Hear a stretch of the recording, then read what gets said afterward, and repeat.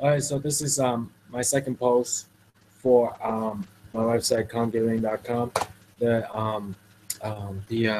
title of the post is Twitter offered USA Russian TV some ad space. What happened was I guess this Russian TV network is kind of like Al Jazeera USA, but it's like Russian USA or Sputnik USA. What's the other one? During you know, yeah, I forgot. I forgot. But like Sputnik USA TV or something. So I can imagine what happened in there, right? It's like, okay, you guys are an international TV network, and during this election, maybe you can get new subscribers if you advertise on Twitter. You get it? It's like the election for U.S. president. You might get new Russian American subscribers because you're like a Russian TV network, like Russian on cable. You might get new Russian American subscribers during the election time if you advertise on Twitter. And look, there's this amount of inventory, views and impressions we set aside, reserved for the election.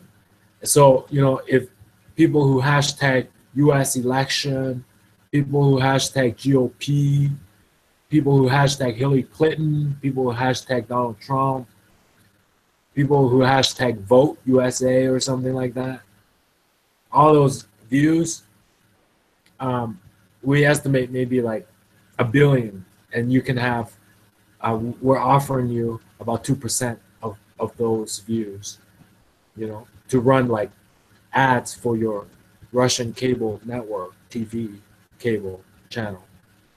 During the election, you might pick up some Russian Americans, right? So, you know, inside Twitter today, there's a couple of guys that's just snickering a little bit because it has nothing to do with them, right? You know how it is, right? If you work for real, you know how it is. There is inside Twitter today, just a couple of guys just out back, just snickering a little bit because it has nothing to do with their job, right? If you work for real, you know that's true. So even though everybody's before the Senate and stuff, if you work for real, you know that's true. There's a couple guys inside Twitter out back just freaking snickering away, right? Because it has nothing to do with them. Nobody can touch them. Nobody can touch them. It has nothing to do with them. They're just out back just snickering away, right? While everybody in the front office is like before the Senate hearing, right?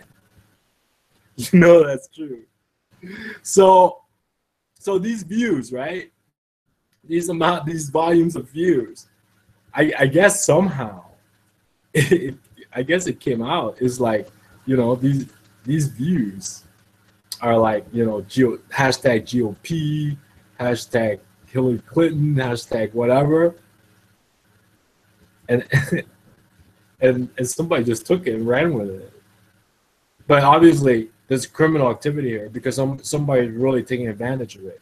Like, did you realize Blacktivist was Russian authored? I didn't realize that. I mean, I might have maybe retweeted one Blacktivist.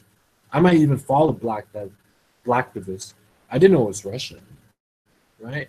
So obviously there's fraud being committed here. Beyond just creativity.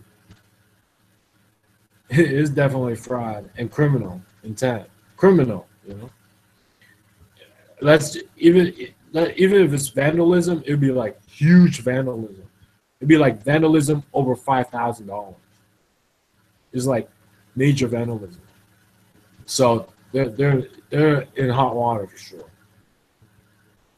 That's what happened to Twitter.